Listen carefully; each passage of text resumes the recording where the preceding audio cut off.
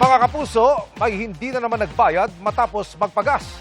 Katwiran niya matapos maharang sa checkpoint, nakalimutan lang niya dahil nagmamadali siya. Nakatutok si Bon Aquino. Mag-alas 2 ng hapon sa isang gasolinahan sa Quezon City, makikita ang driver na sinusubukan na iscan ang QR code para magbayad gamit ang isang digital wallet. Ito'y matapos niyang makapagkarga ng 450 pesos na halaga ng diesel. Hindi rin ito umubra kahit tinulungan ng gasoline attendant. Nag-decide po siya na magpapa-cash out na lang, magka-cash out na lang po siya sa may ano. And then pinarada niya yung sasakyan niya doon sa may tapat ng tenant namin.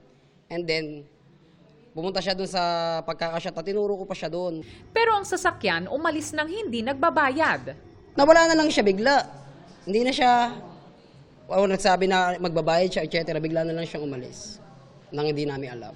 Mabuti na lang at isinulat niya ang plate number ng sasakyan sa kanyang palad at dito na nila inireport sa QCPD Station 5 ang nangyari. Ayon sa QCPD Station 5, nagsagawa sila ng oplansita at checkpoint para mahuli ang suspect. Mula sa gasolinahan, dumiretso umano ang suspect sa Commonwealth Avenue kung saan siya namataan ng pulis. Yung isa rin na patrollers natin doon na riders din, doon na na-intercept.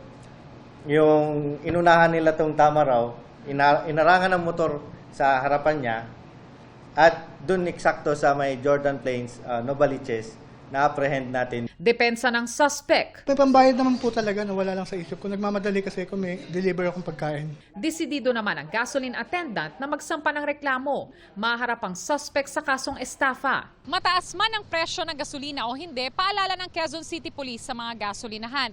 Maging maingat. Kunin ang detalye ng mga sasakyan kung may duda at huwag agad magtitiwala. Von Aquino, Nakatutok, 24 Oras.